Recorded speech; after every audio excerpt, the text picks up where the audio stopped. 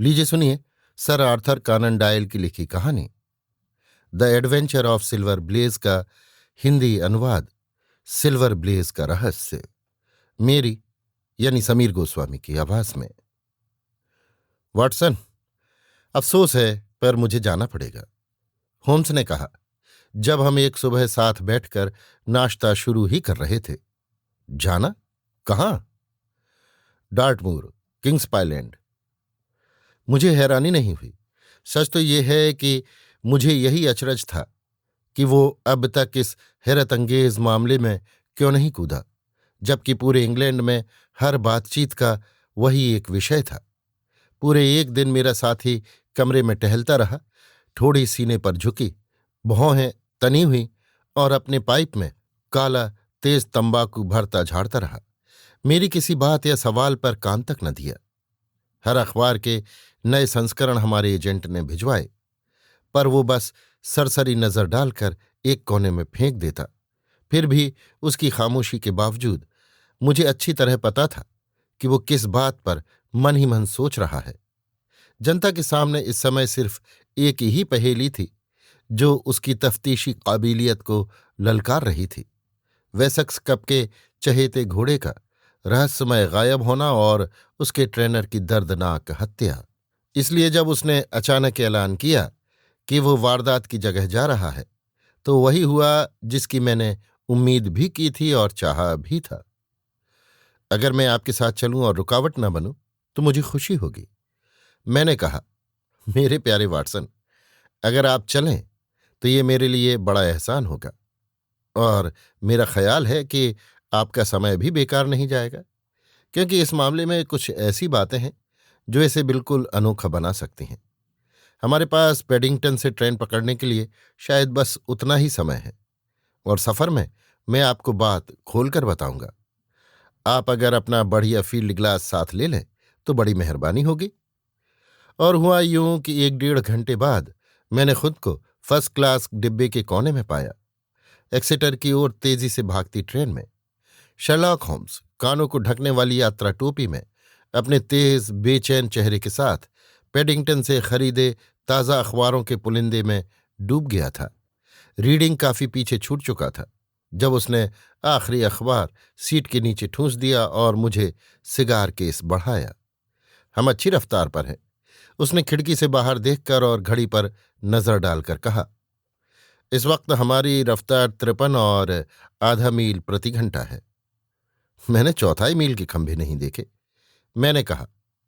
मैंने भी नहीं, लेकिन इस लाइन पर टेलीग्राफ के खंभे 60 गज के फासले पर हैं और हिसाब सीधा है। क्या आपने जॉन स्ट्रेकर की हत्या और सिल्वर ब्लेज के गायब होने वाली बात पर नजर डाली है? टेलीग्राफ और क्रॉनिकल में जो छपा वो देखा है। ये उन मामलों में से है जिनमें तर्क की कला का इस्तेमाल नए सबूत ढूंढने से ज्यादा बारीकियों को छांटने में होना चाहिए। हादसा इतना अनोखा, इतना पूरा और इतने लोगों के लिए इतनी निजी अहमियत वाला है कि अटकलें, अनुमान और कयासों की भरमार हो गई है। मुश्किल यह है कि पक्के निर्विवाद फैक्ट्स के ढांचे को लेखकों और रिपोर्टरों की सजावटों से अलग किया जाए। फिर जब हम इस ठोस बुनियाद पर खड़े हो जाएं, तो हमारी ड्यूटी है कि देखें कौन से नतीजे निकलते हैं और कौन कौन से खास बिंदुओं पर पूरा रहस्य टिका है। मंगलवार शाम को मुझे कर्नल रॉस, घोड़े के मालिक, और इंस्पेक्टर ग्रेगरी, जो केस देख रहे हैं, दोनों के टेलीग्राम आए, जिनमें उन्होंने मुझे साथ आने को कहा। मंगलवार शाम? मैं चौंका। और आज गुरुवार है, आप कल क्यों नहीं गए?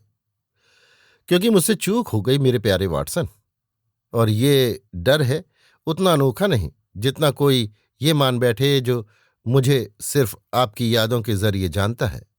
बात यह है कि मुझे यकीन ही नहीं हो रहा था कि इंग्लैंड का सबसे अद्भुत घोड़ा ज्यादा देर तक छिपा रह सकता है, खासकर डार्टमूर के उत्तर जैसे विरले आबाद इलाके में।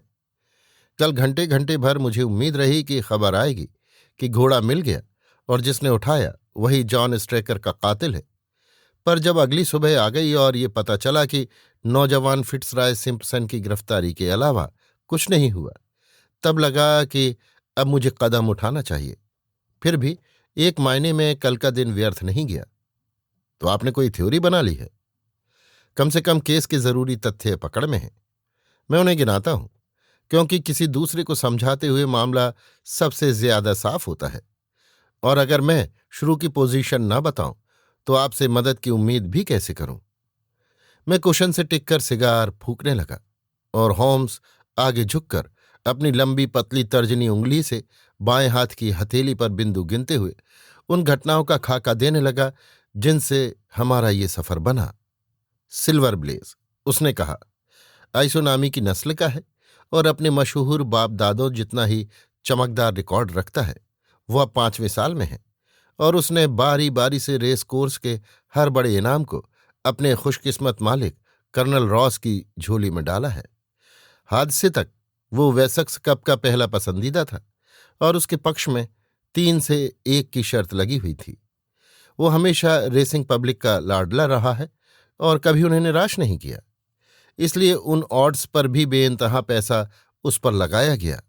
साफ है कि बहुत से लोगों का जबरदस्त हित इस बात में था कि अगले मंगलवार झंडा गिरने के वक्त सिल्वर ब्लेज वहां मौजूद न हो।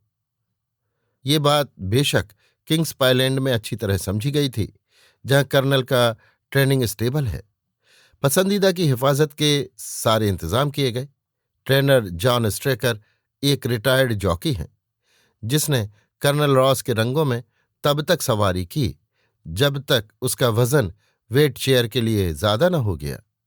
उसने कर्नल की 5 साल जॉकी के रूप में और 7 साल ट्रेनर के रूप में सेवा की है और हमेशा अपने को मेहनती और ईमानदार नौकर साबित किया है।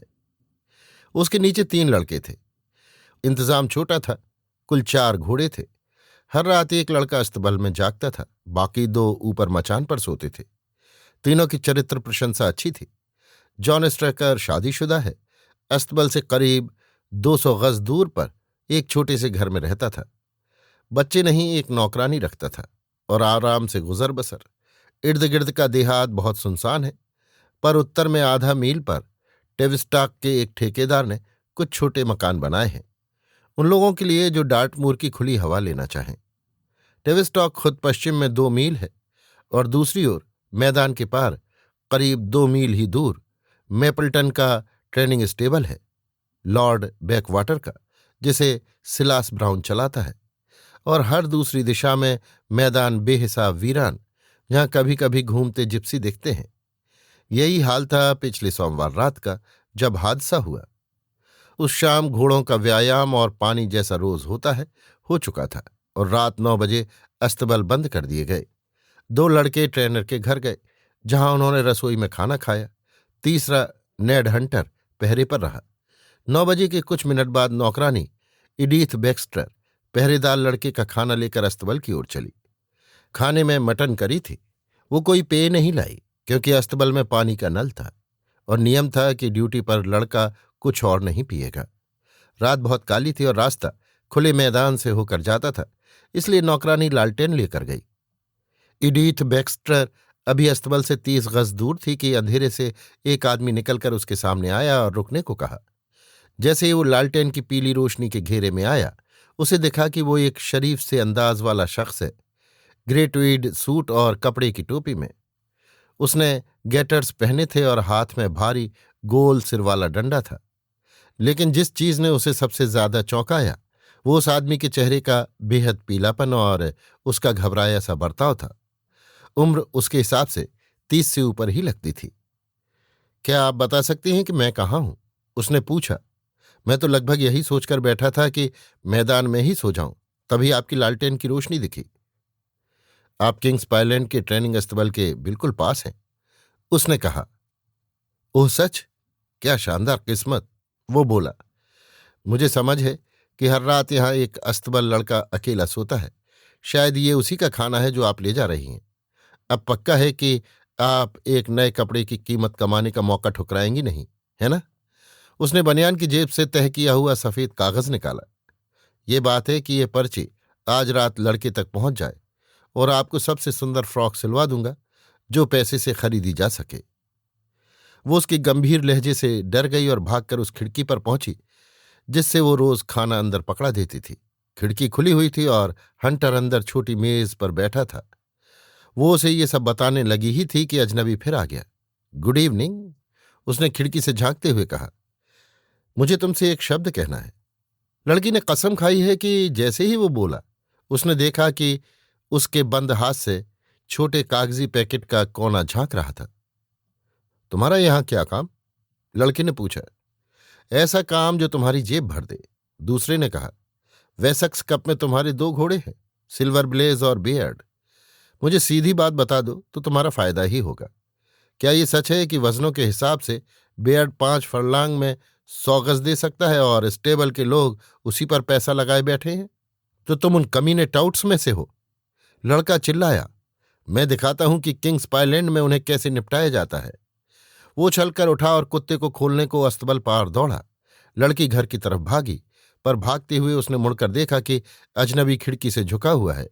1 मिनट बाद जब हंटर शिकारी कुत्ते के साथ बाहर आया तो वो गायब था और उसने इमारतों के चारों ओर दौड़कर खोजा, पर उसका कोई निशान न मिला।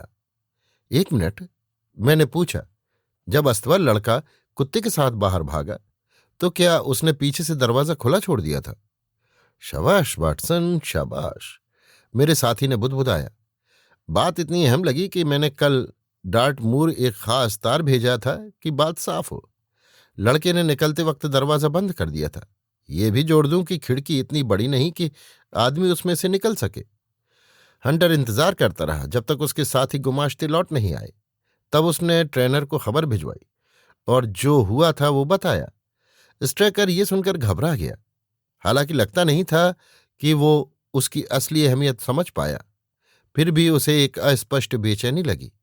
और मिसेज स्ट्रेकर ने रात 1 बजे जागकर देखा कि वो कपड़े पहन रहा है।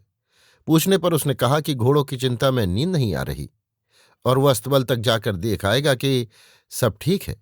उसने उसे रुकने की मिन्नत की क्योंकि खिड़की पर बारिश की बौछारें सुनाई दे रही थीं, पर उसकी बातों के बावजूद उसने बड़ा मैकिन्टोश पहन लिया और घर से निकल गया। सुबह 7 बजे मिसेज स्ट्रेकर जागीं तो पाया कि उनके पति लौटे नहीं। उसने फुर्ती से कपड़े पहने, नौकरानी को बुलाया और अस्तबल की ओर निकल पड़ी। दरवाजा खुला था। अंदर कुर्सी पर सिकुड़ा सा हंटर बिल्कुल बेसुध बेहोशी में धंसा हुआ था। पसंदीदा घोड़े का स्टॉल खाली था और ट्रेनर का कोई पता नहीं था। ऊपर हार्नेस रूम के पास भूसे काटने की मचान पर सोए 2 लड़कों को झटपट जगा दिया गया। उन्होंने रात में कुछ नहीं सुना। दोनों गहरी नींद के पक्के थे। हंटर साफ किसी ताकतवर नशीली चीज के असर में था और उससे कोई समझदार बात नहीं निकली, तो उसे सोने दिया गया, जबकि 2 लड़के और दोनों औरतें गायब लोगों को खोजने भागीं। उन्हें अभी उम्मीद थी कि ट्रेनर किसी वजह से घोड़े को सुबह जल्दी एक्सरसाइज पर ले गया होगा, पर जैसे ही घोड़े के पास की टीलानुमा जगह पर चढ़े, जहां से आसपास के मैदान साफ दिखते थे, उन्हें न सिर्फ गायब पसंदीदा का कोई निशान न दिखा, बल्कि कुछ ऐसा दिखा जिसने जता दिया कि वे किसी त्रासदी के सामने खड़े हैं। अस्तबल से करीब 1/4 मील पर जॉन स्ट्रेकर का ओवरकोट एक कांटेदार झाड़ी पर फड़फड़ा रहा था। उसके आगे मैदान में कटोरे सी धंसी एक सतह थी और उसके तल में बदनसीब ट्रेनर की लाश मिली। उसका सिर किसी भारी हथियार की बेरहम चोट से चूर था और जांघ पर एक लंबा साफ चीरा था, जाहिर है किसी बहुत तेज औजार से। मगर यह भी साफ था कि स्ट्रेकर ने हमलावरों से जमकर बचाव किया, क्योंकि दाहिने हाथ में उसके पास एक छोटा चाकू था जो हत्थे तक खून से सना था और बाएं हाथ में लाल काले रेशमी क्रेवट को जकड़े था, जिसे नौकरानी ने पहचान लिया। वही जो पिछली शाम अस्तबल में आने वाले अजनबी ने पहना हुआ था। हंटर जब बेसुधी से उठा तो उसने भी क्रेवट की पहचान पर पूरा जोर दिया। वो उतना ही पक्का था कि वही अजनबी खिड़की पर खड़ा उसकी मटन करी में नशा मिला गया था और इस तरह अस्तबल को पहरेदार से वंचित कर दिया। जहां तक गायब घोड़े की बात है, घटनास्थल की धंसी मिट्टी में ढेर सारे सबूत थे कि झगड़े के वक्त वो वहीं था, लेकिन उस सुबह से वो गायब था।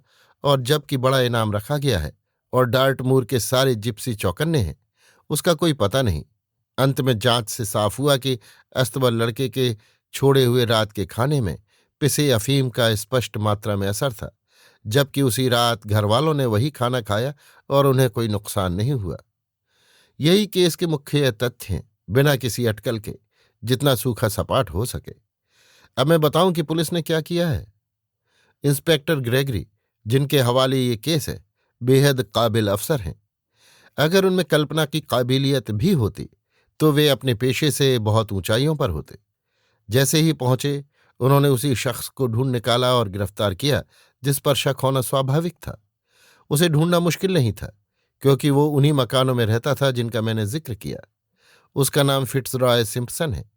वो अच्छे खानदान और पढ़ाई लिखाई वाला आदमी है, जिसने रेस कोर्स पर अपनी दौलत उड़ा दी और अब लंदन के खेल क्लबों में थोड़ा बहुत शराफत भरा बुक मेकिंग करके गुजर करता है। उसके बैटिंग बुक से पता चलता है कि उसने पसंदीदा के खिलाफ 5,000 पाउंड तक की बाजियां लिख रखी थीं। गिरफ्तार होते ही उसने खुद कहा कि वो किंग्स पाइलैंड के घोड़ों और मेपल्टन स्टेबल के साइलस ब्राउन की देखरेख में रहने वाले दूसरे पसंदीदा डेजबरो के बारे में कुछ जानकारी लेने डार्टमूर आया था। उसने ये मानने से इनकार नहीं किया कि उसने पिछली शाम जैसा किया वैसा किया, पर उसने कहा कि उसका इरादा बुरा नहीं था, बस प्रत्यक्ष जानकारी चाहिए थी। जब उसको उसका क्रेवेट दिखाया गया तो उसका चेहरा एकदम पीला पड़ गया और वो ये समझाने में बिल्कुल नाकाम रहा कि वो मारे गए आदमी के हाथ में कैसे आया।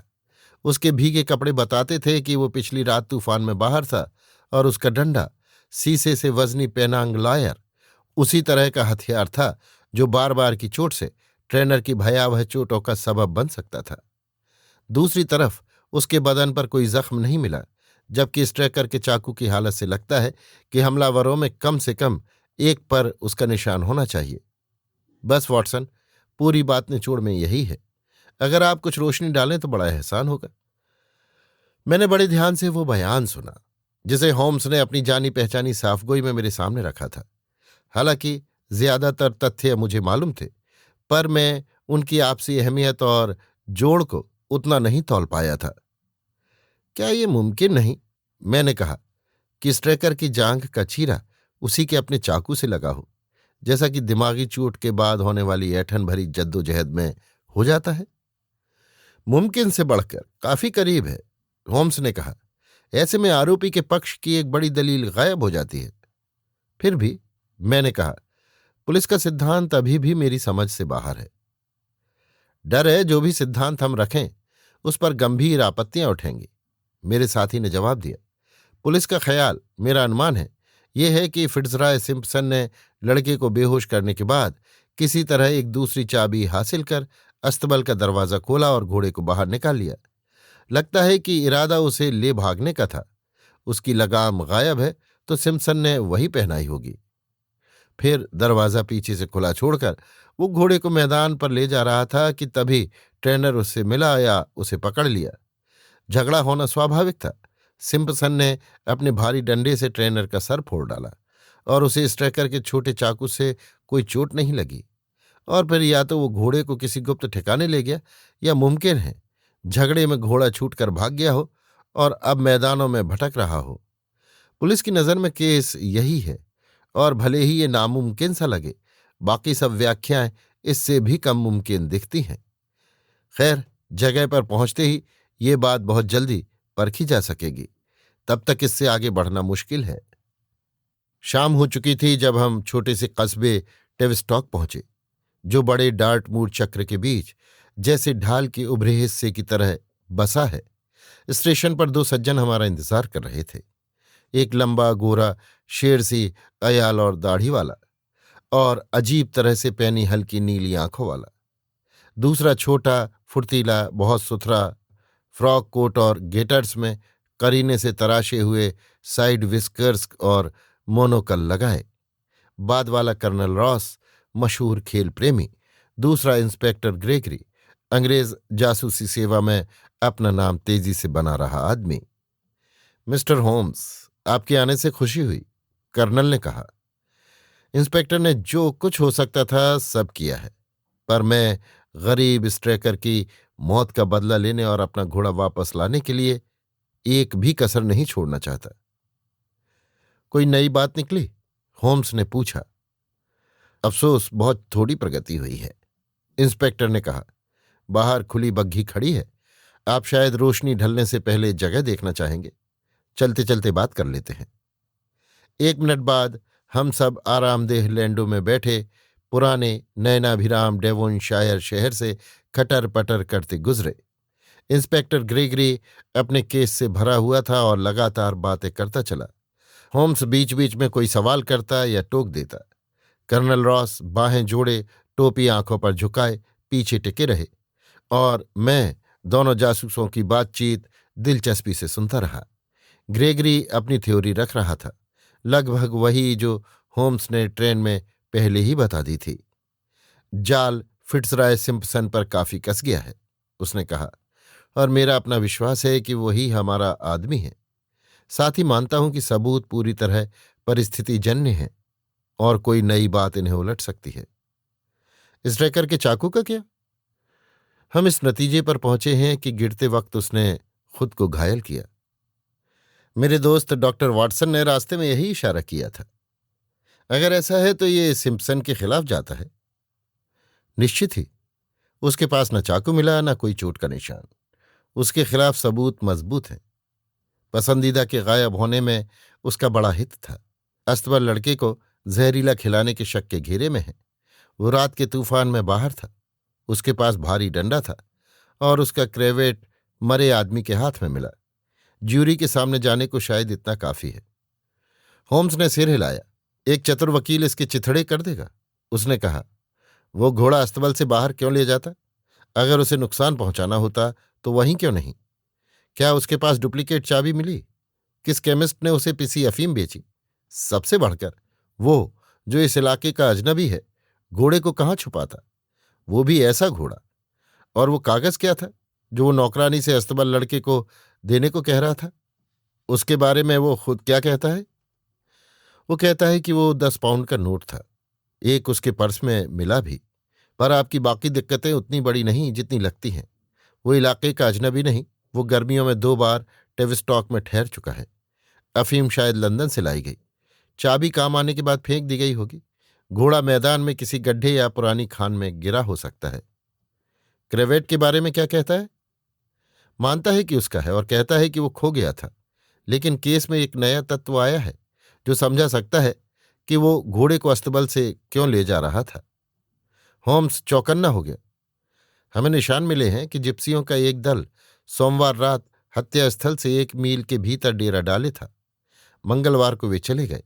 अब मान लें कि सिम्पसन और उन जिप्सियों में कोई समझौता था।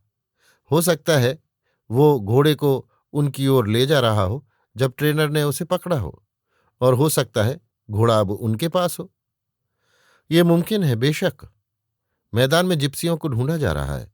मैंने टेविस्टॉक के हर अस्तबल और ओट हाउस और 10 मील के दायरे तक की तलाशी ली है। पास में एक और ट्रेनिंग स्टेबल भी है, मेरा ख्याल है।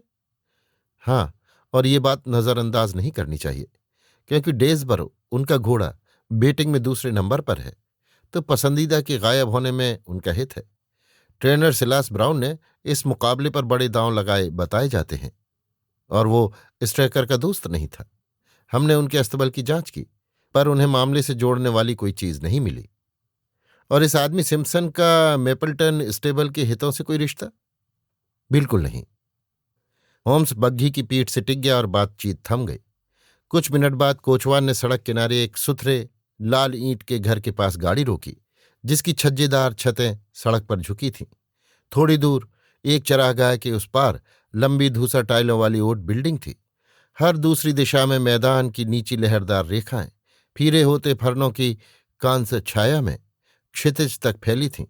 बस टेविस्टॉक के शिखर और पश्चिम की ओर घरों का एक झुंड था जो मेपल्टन स्टेबल का निशान देता था। हम सब उतर पड़े, सिवा होम्स के, जो अब भी सामने आसमान पर निगाहें जमाए गहरे ख्याल में डूबा बैठा था। मैंने बांह छुई, तब जाकर वो झटके से संभला और गाड़ी से उतरा। माफ कीजिए, उसने कर्नल रॉस से कहा, जो उसे कुछ हैरत से देख रहे थे। ख्यालों में खोया हुआ था। उसकी आंखों में चमक थी और तौर तरीके में दबा हुआ उत्साह, जिससे उसकी आदत से वाकिफ होने के नाते मुझे यकीन हुआ कि उसे कोई सुराग हाथ आया है। हालांकि कहाँ से, समझ नहीं पाया। शायद आप सीधे वारदात की जगह पर चलना पसंद करेंगे, मिस्टर होम्स? ग्रेगरी ने पूछा। अच्छा होगा यहां थोड़ी देर रुककर कुछ बारीक सवाल देख लूं। स्ट्रेकर की लाश यहीं लाई गई थी, है ना? हाँ, ऊपर रखी है, पोस्टमार्टम कल है। कई सालों से आपकी सेवा में था कर्नल रॉस। मैंने उसे हमेशा बहुत अच्छा नौकर पाया। इंस्पेक्टर, मेरा अनुमान है कि मौत के वक्त उसकी जेब में क्या था, आपने उसकी सूची बनाई होगी। सामान बैठक में है, अगर देखना चाहें। बहुत अच्छा। हम सब आगे के कमरे में गए और गोल मेज के चारों ओर बैठ गए। इंस्पेक्टर ने चाबी से एक चौकोर टिन का बक्सा खोला और सामने थोड़ी चीजें रख दी।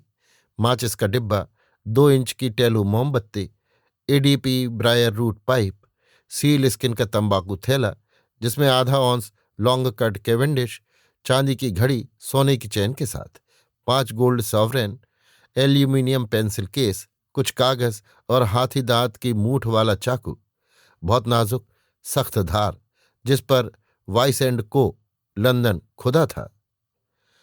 ये बड़ा अनोखा चाकू है। होम्स ने उसे उठाकर गौर से देखते हुए कहा। जैसा कि इस पर खून के दाग दिख रहे हैं, ये वही होगा जो मरे हुए के हाथ में मिला। वॉटसन, ये चाकू आपके ही धंधे का है ना? इसे कैटरेक्ट नाइफ कहते हैं, मैंने कहा। सोचा था, बहुत बारीक काम के लिए बनी बहुत नाजुक धार। ऐसे खुरदरे काम पर जाते हुए आदमी के साथ ये अजीब चीज है, खासकर क्योंकि ये जेब में बंद भी नहीं होता। नोक पर कार्क का डिस्क चढ़ा था जो लाश के पास मिला। इंस्पेक्टर ने कहा। बीवी बताती है कि चाकू ड्रेसिंग टेबल पर पड़ा था और निकलते वक्त उसने उठा लिया। हथियार के नाम पर खराब ही सही, पर शायद उस वक्त हाथ यही आया। मुमकिन है। ये कागज? 3 देनदारियों की रसीदें, घास बेचने वालों की, एक कर्नल रॉस के निर्देश वाला पत्र, ये तीसरा बॉन्ड स्ट्रीट की मैडम लेस्यूलियर का milliner bill, 37 pound 15 shilling, William Derbyshire के नाम। मिसेज स्ट्रेकर बताती हैं कि डर्बीशायर उनके पति का दोस्त था और कभी कभी उसकी चिट्ठियां यहां आती थीं। मैडम डर्बीशायर का शौक कुछ महंगा था, होम्स ने बिल पर नजर डालते हुए कहा। 22 गिनी एक ही कास्ट्यूम के लिए, भारी है। खैर, इससे ज्यादा कुछ समझने को नहीं। अब वारदात की जगह चलें। जैसे ही हम बैठक से निकले, दालान में इंतजार कर रही एक औरत आगे बढ़ी और इंस्पेक्टर की बांह पकड़ ली। चेहरा सूखा, थका और बेचैन, मानो ताजा सदमे की छाप जमी हो। क्या मिला उन्हें? क्या उन्हें आपने ढूंढ लिया?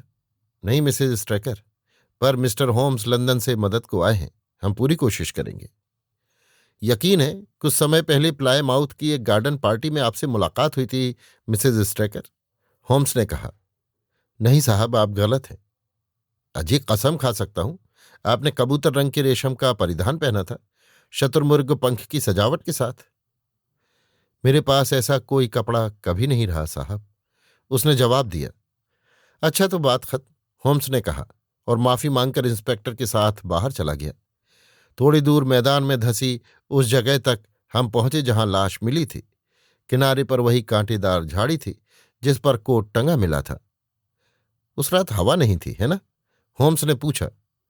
नहीं, पर बारिश बहुत तेज थी। तो ओवरकोट झाड़ी से हवा में नहीं अटका, रखा गया था। हाँ, झाड़ी पर बिछाया हुआ था। दिलचस्प हो रहा है, जमीन काफी रौंदी दिखती है। यकीनन सोमवार रात के बाद बहुत लोग यहां आए होंगे। एक तरफ चटाई बिछी है, हम सब उसी पर खड़े होते रहे हैं। बेहतरीन। इस थैले में स्ट्रेकर के पहने जूतों में से एक, फिट्जराय सिम्पसन का एक जूता और सिल्वर ब्लेज की ढली हुई एक नाल है। मेरे प्यारे इंस्पेक्टर, आज आपने कमाल कर दिया। होम्स ने थैला लिया और धसाव के बीच उतरा। उसने चटाई को जरा बीच में खींचा, फिर पेट के बल लेटकर ठुड्डी हथेलियों पर टिकाकर सामने की रौंदी मिट्टी का बारीक निरीक्षण करने लगा। अरे, वो अचानक बोला, ये क्या है? आधी जली वैक्स माचिस, इतनी कीचड़ से लिथड़ी कि पहले छोटी लकड़ी की कतरन लगी। मैं इसे कैसे छोड़ बैठा, समझ नहीं आता। इंस्पेक्टर झुंझलाया। ये दिख ही नहीं सकती थी, कीचड़ में दबी थी। मैंने इसलिए देख ली कि मैं इसे ढूंढ ही रहा था। क्या आपको उम्मीद थी? संभावना लगी थी। उसने थैले से जूते निकाले और उनके निशान जमीन के निशानों से मिलाए। फिर वो धसाव के किनारे चढ़कर फर्न और झाड़ियों में रेंगता हुआ देखने लगा। डर है और कोई पदचिन्ह नहीं, इंस्पेक्टर बोला। मैं 100 गज दोनों दिशाओं में देख चुका हूं। अच्छा? होम्स उठ खड़ा हुआ। आपकी बात के बाद मैं फिर से देखने की गुस्ताखी नहीं करूंगा, लेकिन अंधेरा होने से पहले मैदान पर थोड़ी सैर कर लूं, ताकि कल जगह की समझ रहे। और हां, ये घोड़े की नाल जेब में रख लेता हूं, शुभ के लिए। कर्नल रॉस, जो मेरे साथी के ठंडे व्यवस्थित काम करने के ढंग पर कुछ बेसब्री दिखा रहे थे, ने घड़ी देखी। इंस्पेक्टर, काश आप मेरे साथ लौट चलें, उन्होंने कहा। कुछ बिंदुओं पर आपकी राय चाहिए।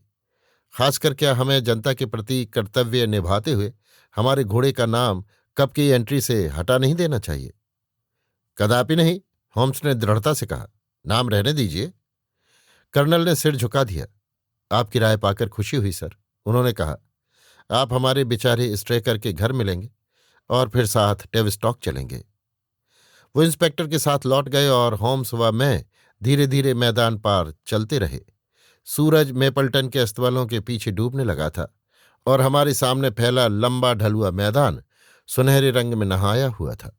जहां जहां सूखे फर्न और झाड़ियां शाम की रोशनी पकड़तीं, वहां वो सोना गाढ़े रक्तिम भूरे में बदल जाता। पर यह नजारा मेरे साथी पर बेअसर, वो गहन विचार में डूबा था। देखो वॉटसन, आखिर उसने कहा, फिलहाल जॉन स्ट्रेकर को किसने मारा ये बात रहने दो। पहले ये पता करें कि घोड़ा कहाँ गया। मान लो झगड़े के दौरान या बाद में वो छूट गया तो कहाँ जाता? घोड़ा बहुत मिलनसार जीव है। अपनी मर्जी पर छोड़ दो तो या तो किंग्स पाइलैंड लौटेगा या मैपल्टन जाएगा। वो मैदानों में आवारा क्यों फिरता? अब तक दिख ना जाता? और जिप्सी उसे उठा क्यों ले जाते? मुसीबत सुनते ही ये लोग अपना तंबू समेट लेते हैं। पुलिस की झंझट नहीं चाहते। वे ऐसे घोड़े को बेच भी नहीं सकते। हर तरफ पहचान है, बड़ा खतरा और हाथ कुछ नहीं, ये बात साफ है ना? तो फिर वो है कहाँ? कह दिया, या तो किंग्स पाइलैंड या मैपल्टन। किंग्स पाइलैंड में नहीं है तो वो मैपल्टन में है। इसे कार्यपरक मानकर देखें कि कहाँ ले जाता है। मैदान का ये हिस्सा, जैसा इंस्पेक्टर ने कहा, बहुत सख्त और सूखा है, पर मैपल्टन की ओर ढलान है और वहां उधर लंबा धसाव दिखता है। सोमवार रात वो जगह बहुत गीली रही होगी। अगर हमारा अनुमान ठीक है तो घोड़े को उधर से गुजरना पड़ा होगा और उसके पद चिन्ह हमें वहीं मिलेंगे। बात करते करते हम तेजी से उधर बढ़े। कुछ ही मिनटों में उस धसाव पर पहुंच गए। होम्स के कहने पर मैं दाएं किनारे उतरा, वो बाएं। 50 कदम भी नहीं चला था कि उसका स्वर उठा। मैंने उसे हाथ हिलाते देखा। मुलायम मिट्टी पर घोड़े के खुर के निशान साफ थे और उसकी जेब में रखी नाल उस निशान पर हूबहू फिट बैठी। कल्पना की कीमत समझे? होम्स बोला। यही चीज ग्रेगरी में नहीं। हमने जो हो सकता था उसका अंदाजा किया, उसी पर चले और देखो सही निकला। चले। हम दलदल से तल को पार कर सूखी सख्त घास के चौथाई मील चले। फिर जमीन ढलान थी और फिर से पदचिन्ह मिले। आधा मील के लिए खो गए, पर मैपल्टन के काफी पास फिर दिखे। होम्स ने सबसे पहले देखा। चेहरे पर जीत की झलक के साथ वो उंगली से दिखा रहा था। घोड़े के साथ साथ आदमी के कदमों के निशान भी थे। पहले घोड़ा अकेला था, मैंने कहा। बिल्कुल, पहले अकेला था। अरे ये क्या? दोहरा निशान अचानक मोड़ लेकर किंग्स पाइलैंड की दिशा में उठा। होम्स ने सीटी बजाई और हम उसके पीछे हो लिए। उसकी आंखें पगडंडी पर थीं, पर मेरी नजर जरा किनारे गई और हैरत से देखा कि वही निशान उल्टी दिशा में लौटते भी दिख रहे हैं। तुम्हारी बाजी वॉटसन, होम्स ने कहा जब मैंने दिखाया। तुमने हमें लंबी फालतू चाल से बचा लिया, जो हमें अपने ही पद चिन्हों पर वापस ले आती। चलो लौटते निशान पकड़ते हैं। ज्यादा दूर नहीं जाना पड़ा। वे मेपल्टन स्टेबल के फाटक तक आती डामर की राह पर आकर खत्म हुए। हम पास पहुंचे ही थे कि अंदर से एक गुमाश्ता भागता निकला। हमें यहां मुफ्तियों की जरूरत नहीं, वो बोला। बस एक सवाल पूछना था, होम्स ने कहा, अंगूठा उंगली बनियान की जेब पर। अगर मैं कल सुबह 5 बजे आऊं तो क्या आपके मालिक मिस्टर सिलास ब्राउन से मिलना जल्दी तो नहीं? अरे साहब, अगर कोई जागा होगा तो वही। वो हमेशा सबसे पहले उठते हैं और ये रहे खुद आपके सवालों का जवाब देने। नहीं साहब नहीं, मेरी नौकरी जाएगी और अगर वो मुझे आपका पैसा लेते देखें, बाद में अगर कहें। शर्लॉक होम्स के जेब से निकला हाफ क्राउन वापस रखते ही फाटक से एक तेज तर्रार बूढ़ा हाथ में शिकार कोड़ा झुलाता बाहर चला आया। क्या बात है डॉसन, गप नहीं काम पर लगो, और तुम यहां क्या लेने आए हो? आपसे 10 मिनट की बात, मेरे अच्छे साहब, होम्स ने सबसे मीठी आवाज में कहा। हर आवारा से बात करने का वक्त नहीं, हमें अजनबी नहीं चाहिए, दफा हो जाओ, नहीं तो पीछे कुत्ता लगा दूंगा। होम झुककर ट्रेनर के कान में कुछ फुसफुसाया। वो बुरी तरह चौंक गया और कनपटियों तक सुर्ख हो गया। झूठ, घोर झूठ, वो चिल्लाया। बहुत अच्छा, अब ये बहस यहां सबके सामने करें या भीतर बैठकर? अच्छा आओ, अगर जिद है। होम्स मुस्कुराया। मैं आपको कुछ ही मिनट रोकूंगा वाटसन, उसने कहा। लीजिए मिस्टर ब्राउन, मैं पूरी तरह आपके इंतजार में हूं। 20 मिनट हुए और तब तक लालियां धूसर में ढल चुकी थीं कि होम्स और ट्रेनर फिर निकले। सिलास ब्राउन में ऐसा बदलाव मैंने कम ही देखा होगा। चेहरा राख सा, माथे पर पसीने की बूंदें, हाथ इतने कांपते कि शिकार कोड़ा हवा में टहनी सा हिल रहा था। उसकी दबंग धौंसबाज चाल ढाल गायब, और वो मेरे साथी के साथ ऐसे दुम दबाकर चल रहा था जैसे कुत्ता मालिक के साथ। आपके निर्देश पूरे होंगे, सब हो जाएगा, उसने कहा। कहीं गलती नहीं होनी चाहिए, होम्स ने चारों ओर देखते हुए कहा। दूसरे ने उसकी आंखों की धमकी पढ़कर कसैला सा मुंह बनाया। ओ नहीं, गलती नहीं होगी, वो वहां होगा, पहले बदल दूं या नहीं? होम्स ने पल भर सोचा और हंस पड़ा। नहीं, मत करो, उसने कहा। मैं तुम्हें लिख दूंगा, कोई चाल नहीं, वरना आप मुझ पर भरोसा कर सकते हैं। कर सकते हैं? हाँ, लगता है कर सकता हूं। अच्छा, कल तुम्हें खबर करूंगा। वो एड़ी घुमा गया, उस कांपते हाथ को नजरअंदाज करते हुए जो उसने बढ़ाया था, और हम किंग्स पाइलैंड की तरफ चल पड़े। धौंसबाजी, बुजदिली और चालाकी का इससे बढ़िया घोल मास्टर सिलास ब्राउन कम ही देखा है। रास्ते में होम्स बोला, तो घोड़ा उसके पास है? उसने धौंस में निकलना चाहा, पर मैंने उसे उसी सुबह की उसकी हर हरकत इतनी ठीक ठीक बताई कि उसे यकीन हो गया कि मैं उसे देख रहा था। जाहिर है इतना बड़ा काम कोई मातहत नहीं करता। मैंने बताया कि कैसे अपनी आदत के मुताबिक सबसे पहले नीचे आकर उसे मैदान में एक अनजान घोड़ा भटकता दिखा। वो बाहर गया और कैसे सफेद ललाट देखकर जो पसंदीदा को उसका नाम देता है, वो दंग रह गया कि किस्मत ने उसके हाथ वही घोड़ा थमा दिया जो उसके पैसे लगाए घोड़े को हरा सकता था। फिर मैंने बताया कि उसका पहला ख्याल उसे किंग्स पाइलैंड ले जाने का था, और कैसे शैतान ने उसे रास्ता दिखाया कि रेस तक उसे छुपाए, और कैसे वो उसे वापस घुमाकर मैं पलटन ले गया और छुपा दिया। जब मैंने हर बात गिना दी तो उसने हथियार डाल दिए और अब बस अपनी खाल बचाने की सोच रहा है। पर उनके अस्तबल की तलाशी हो चुकी है। अरे, उसके जैसे पुराने घोड़ा फेंकर के पास कितने दांव होते हैं। पर क्या आपको डर नहीं कि घोड़ा उसके पास छोड़ना खतरनाक है? उसका हित तो उसे नुकसान पहुंचाने में है। मेरे दोस्त, वो अब उसे आंख की पुतली सा संभालेगा। जानता है कि रहम की कोई उम्मीद तभी है जब वो उसे सकुशल पेश करे। कर्नल रॉस मुझे ऐसे नहीं लगे जो किसी भी हालत में रहम दिखाएंगे। मामला कर्नल रॉस पर नहीं टिकता, मैं अपने तरीके से चलता हूं, जितना चाहूं उतना बताता हूं। यही गैर सरकारी होने का फायदा है। न जाने तुमने गौर किया या नहीं वॉटसन, पर कर्नल का रवैया मेरे प्रति थोड़ा रूखा रहा है। अब उसका थोड़ा मनोरंजन करने का जी है। उससे घोड़े के बारे में चुप रहना। बिना आपकी इजाजत कतई नहीं। और बेशक ये सब जॉन स्ट्रेकर को किसने मारा, इस बड़े सवाल के आगे छोटा मुद्दा है, और आप उसी पर ध्यान देंगे। उल्टे हम दोनों रात की ट्रेन से लंदन लौट रहे हैं। उसकी बात सुनकर मैं सकते में आ गया। हमें डेवोन में आए चंद घंटे हुए थे, और वो इतनी शानदार शुरुआत के बाद अचानक जांच छोड़ दे, ये मेरी समझ से बाहर था। उससे एक शब्द भी और नहीं निकलवाया जा सका जब तक हम ट्रेनर के घर लौट नहीं आए। कर्नल और इंस्पेक्टर बैठक में इंतजार कर रहे थे। मेरे दोस्त और मैं नाइट एक्सप्रेस से शहर लौट रहे हैं, होम्स ने कहा।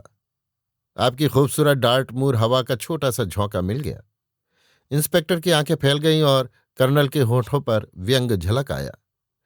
तो आप बेचारे स्ट्रेकर के कातिल की गिरफ्तारी से हाथ खींचते हैं, उसने कहा। होम्स ने कंधे उचका दिए। रास्ते में कुछ गंभीर मुश्किलें हैं, उसने कहा। फिर भी पूरी उम्मीद है कि आपका घोड़ा मंगलवार को स्टार्ट लेगा, और आप अपने जॉकी को तैयार रखें। क्या मिस्टर जॉन स्ट्रेकर की एक तस्वीर मिल सकती है? इंस्पेक्टर ने लिफाफे से निकालकर एक फोटो दे दी। प्रिय ग्रेगरी, आप मेरी हर जरूरत पहले से भांप लेते हैं। अगर आप यहां एक पल ठहरें, मुझे नौकरानी से एक सवाल करना है। मानना पड़ेगा, अपने लंदन सलाहकार से मैं कुछ निराश हूं। कर्नल रॉस ने दो टूक कहा जैसे ही मेरा दोस्त बाहर गया। जहां से वो आए थे, हम उससे आगे जरा भी नहीं बढ़े। कम से कम उसको ये भरोसा है कि आपका घोड़ा दौड़ेगा। मैंने कहा, हाँ, उसका भरोसा तो है। कर्नल ने कंधे उचकाए। मुझे घोड़ा चाहिए। मैं अपने दोस्त के हक में कुछ कहने वाला था कि वो लौट आया। अब सज्जनों, उसने कहा, मैं टेविस्टॉक को पूरी तरह तैयार हूं। हम गाड़ी में बैठे ही थे कि अस्तबल का एक लड़का हमारे लिए दरवाजा पकड़े खड़ा हुआ। अचानक होम्स को जैसे ख्याल आया। वो आगे झुका और लड़के की बांह छुई। चरागाह में कुछ भेड़ें हैं तुम्हारी? उसने कहा। उनकी देखभाल कौन करता है? मैं साहब। किसी बात की गड़बड़ी नोट की है इन दिनों? जी साहब, बहुत खास नहीं, पर उनमें से 3 लंगड़ा गई हैं।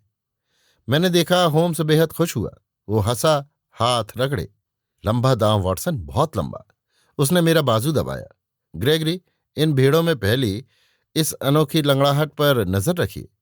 कोचवान, चलो। कर्नल रॉस के चेहरे पर अब भी वही हिकारत झलक रही थी जो उसने मेरे साथी की काबिलियत के बारे में बना ली थी, मगर इंस्पेक्टर के चेहरे से लगा कि उसकी तवज्जो तेजी से उसी दिशा में सिमट गई है। तुम इसे अहम मानते हो? उसने पूछा। बेहद अहम। क्या कोई बात है जिस पर मेरा ध्यान दिलाना चाहोगे? रात में कुत्ते की अजीब हरकत पर। कुत्ते ने तो रात में कुछ किया ही नहीं। वही तो अजीब बात थी, शर्लक होम्स ने कहा। 4 दिन बाद होम्स और मैं फिर ट्रेन में थे, विनचेस्टर की ओर, वेसेक्स कप की दौड़ देखने। स्टेशन के बाहर तय समय पर कर्नल रॉस मिल गए और हम उनकी ड्रैग में बैठकर शहर से बाहर रेस कोर्स की ओर निकले। उनका चेहरा कठोर था और बर्ताव ठंडा। मेरा घोड़ा अब तक कहीं नहीं दिखा, उन्होंने कहा। मान लीजिए दिख जाए तो आप पहचान लेंगे? होम्स ने पूछा। कर्नल बुरी तरह भड़क उठे। 20 साल से रेस में हूं, ऐसा सवाल किसी ने नहीं किया। उन्होंने कहा, बच्चा भी सिल्वर ब्लेज को पहचान ले, उसके सफेद माथे और चित्तीदार आगे वाले पैर से। बेटिंग कैसी है? यही तो हैरत की बात है। कल तक उस पर 15 से 1 मिल रहा था। आज दाम गिरते गिरते ऐसे हुए कि अब मुश्किल से 3 से 1 मिलता है। होम्स बोला। कोई ना कोई कुछ जानता है, ये साफ है। ग्रैंड स्टैंड के पास घेराबंदी में ड्रैग रुकी तो मैंने एंट्री कार्ड देखा। उस पर लिखा था, वेसक्स प्लेट, 4 और 5 साल के घोड़ों के लिए, नया कोर्स, 1 मील 5 फरलांग। इनाम और एंट्री सूची, जिसमें 6 एंट्री थीं, जिनमें लॉर्ड बैकवाटर का डेजबरो, कर्नल रॉस का Silver Blaze, duke of Balmoral का आइरिस, सब दर्ज थे। हमने दूसरे घोड़े को स्क्रैच कर दिया। आपके शब्द पर सब दांव लगा दिए, कर्नल ने कहा। अरे ये क्या, Silver Blaze favourite? Silver Blaze पर 5 में 4 रिंग में आवाजें गूंजी। डेजबरो पर 5 में 15, बाकियों पर 5 में 4 ऑन। लो, नंबर चढ़ गए, मैं बोला। 6 आ गए। 6 आ गए तो मेरा घोड़ा दौड़ रहा है, कर्नल व्याकुल होकर बोले। पर दिखता नहीं, मेरे रंग पास नहीं हुए। सिर्फ 5 गुजरे, ये वही होगा। इतना कहना था कि तौल घर से एक ताकतवर भूरा घोड़ा निकला और टहलता हुआ हमारे सामने से गुजरा। उसकी पीठ पर कर्नल के काले लाल रंग। वो मेरा घोड़ा नहीं, मालिक चिल्लाया। उस जानवर के बदन पर एक सफेद बाल भी नहीं। मिस्टर होम्स, ये आपने क्या कर दिया? ठीक है, पहले देखें वो करता क्या है, मेरे दोस्त ने शांति से कहा। कुछ मिनट वो मेरे फील्ड ग्लास से देखता रहा। कमाल, शानदार स्टार्ट, वो अचानक बोला।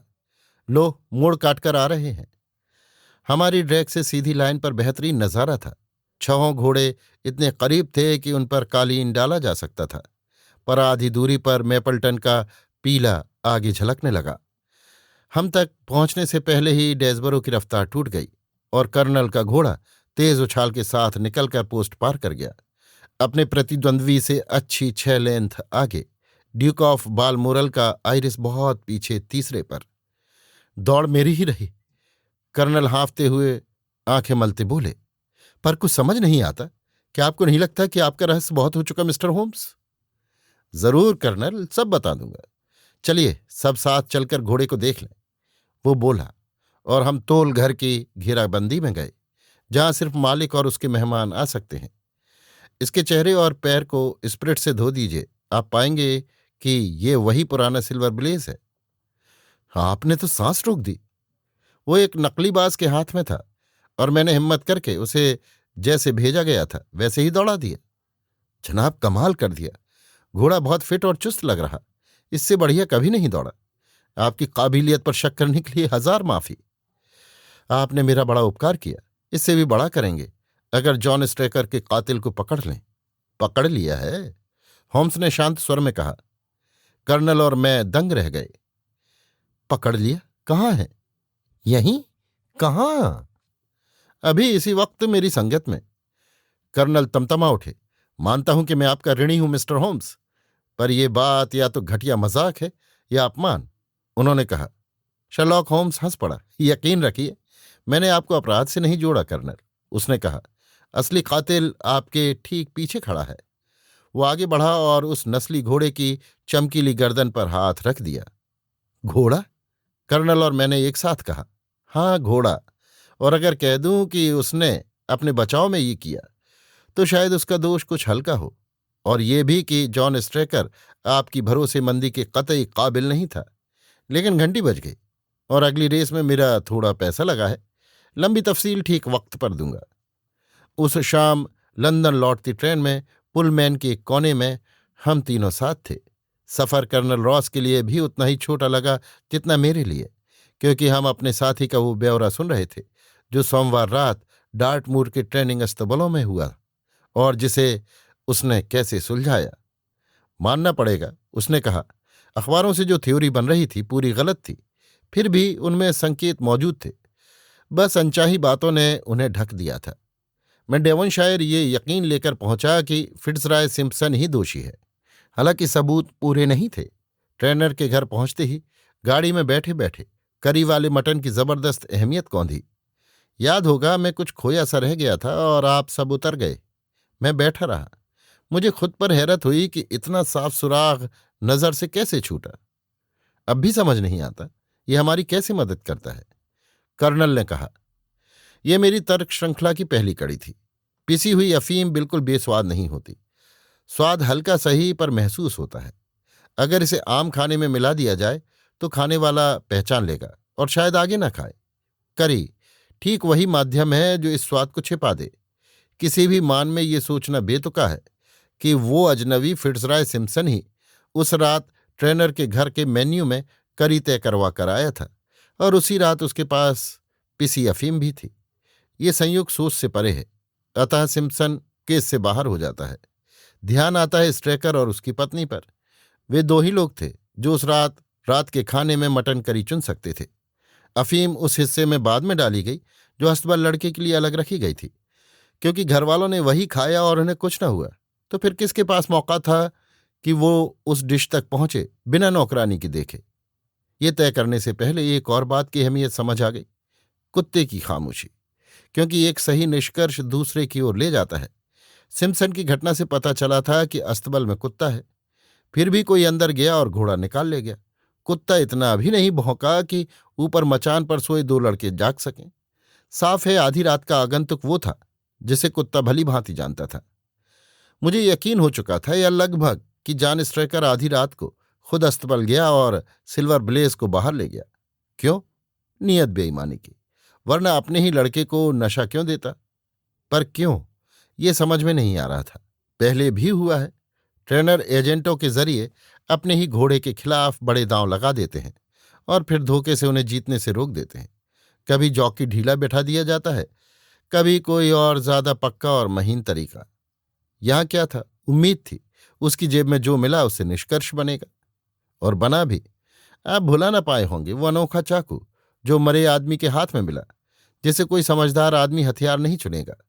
जैसा डॉक्टर वॉटसन ने बताया, ये सर्जरी की नाजुकतम प्रक्रियाओं का औजार है और उसी रात इसका इस्तेमाल एक नाजुक काम के लिए होना था। आप, कर्नल, रेस दुनिया के तजुर्बे से जानते होंगे, घोड़े की जांग की पिछली तरफ के टेंडन में हल्का सा चीरा त्वचा के नीचे से बिना कोई निशान छोड़े लगाया जा सकता है। ऐसा घोड़ा हल्की लंगड़ाहट दिखाएगा जिसे एक्सरसाइज में खिंचाव या हवा पानी का दर्द समझ लिया जाएगा। कभी भी बेईमानी नहीं। खबीस हरामी, कर्नल चिल्ला उठे। यही वजह थी कि जॉन स्ट्रेकर घोड़े को मैदान पर ले जाना चाहता था। इतना जोशीला जानवर जैसे ही सुई की चुभन महसूस करता, सबसे पक्का सोया भी जाग पड़ता। ये खुले में करना जरूरी था। मैं तो अंधा था, कर्नल बोले। यही वजह थी मोमबत्ती की और माचिस रगड़ने की। निश्चित, पर उसकी चीजें टटोलते हुए मुझे सिर्फ तरीके ही नहीं, मकसद के सुराग भी मिले। दुनियादारी की बात है, आदमी अपनी जेब में किसी और के बिल नहीं घुमाता, अपना ही निपटाना भारी पड़ता है। मैंने तुरंत समझ लिया स्ट्रेकर दोहरी जिंदगी जी रहा था। दूसरा घर, बिल की किस्म बता रही थी। मामले में एक औरत है और उसके शौक महंगे। आप अपने नौकरों के साथ उदार सही, पर उनसे ये उम्मीद तो नहीं कि वे अपनी औरतों को 20 गिनी के वॉकिंग ड्रेस दिलाएं। मैंने बिना जताए मिसेज स्ट्रेकर से उस ड्रेस के बारे में पूछा, और जब यकीन हो गया कि वो उनके पास कभी पहुंची ही नहीं, तो मिलिनर का पता नोट किया। सोचा स्ट्रेकर की तस्वीर लेकर वहां जाऊंगा और उस काल्पनिक डर्बीशायर का हिसाब बंद कर दूंगा। उसके बाद सब साफ था। स्ट्रेकर घोड़े को ऐसे धसाव में ले गया जहां उसकी रोशनी दिखे नहीं। भागते सिम्पसन का क्रेविट गिरा, स्ट्रेकर ने उठा लिया। शायद सोचा था कि घोड़े का पैर बांधने में काम आए। धसाव में पहुंचकर वो घोड़े के पीछे गया और रोशनी की, पर जानवर अचानक चमक से डर गया और जानवरों की अजीब सहज बुद्धि ने उसे खतरे का आभास दिया। वो पिछली टांग से लात मार बैठा और स्टील की नाल स्ट्रेकर के माथे पर सीधी पड़ी। वो बारिश के बावजूद अपना ओवरकोट पहले ही उतार चुका था नाजुक काम करने को, तो गिरते हुए उसके अपने चाकू ने उसकी जांघ चीर दी। अब बात साफ है। कमाल, अविश्वसनीय, मानो आप वहीं थे, कर्नल बोले। आखिरी दांव मेरा मानता हूं बहुत लंबा था। सूझा कि स्ट्रेकर जैसा चालाक आदमी इतना महीन टेंडन कट बिना थोड़ी प्रैक्टिस के ना करेगा। किस पर अभ्यास? नजर भीड़ों पर गई और एक सवाल किया, और मेरी अपनी हैरत के साथ जवाब ने मेरे अनुमान को सही ठहरा दिया। लंदन लौटकर मैं मिलेनर के पास गया, जिसने स्ट्रेकर को डर्बीशायर नाम से बढ़िया ग्राहक के रूप में पहचाना। चटक अंदाज की बीवी, महंगे कपड़ों का खास शौक। शक नहीं कि उस औरत ने उसे कर्ज में डुबो रखा था और उसी ने उसे इस निकृष्ट साजिश पर उतारा। आपने सब समझा दिया सिवाय एक बात के, कर्नल बोले। घोड़ा कहाँ था? अरे, वो छूटकर भागा और आपके एक पड़ोसी ने उसकी देखभाल की। उधर हम आम माफी मान लें, यही ठीक है। ये क्लेफेम जंक्शन है, अगर गलत नहीं, और 10 मिनट में विक्टोरिया होंगे। अगर आप हमारे कमरों में एक सिगार पीना चाहें कर्नल, तो जो भी और बारीकियां दिलचस्प लगें सब रख दूंगा। अभी आप सुन रहे थे आर्थर कॉनन डॉयल की लिखी कहानी the adventure of Silver Blaze का हिंदी अनुवाद सिल्वर ब्लेज का रहस्य, मेरी यानी समीर गोस्वामी की आवाज में।